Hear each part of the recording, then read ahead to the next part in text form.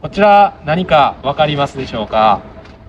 実はリーフに付属されている給電アダプターになります。こちらからなんと家電の電気が取れます。こ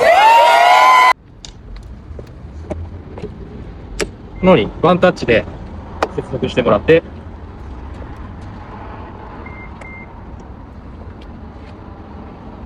つなぐだけで簡単に電気が取れます。ワンタッチで簡単に接続できるので、災害時やキャンプなんかで使いたいときにものすごく便利です。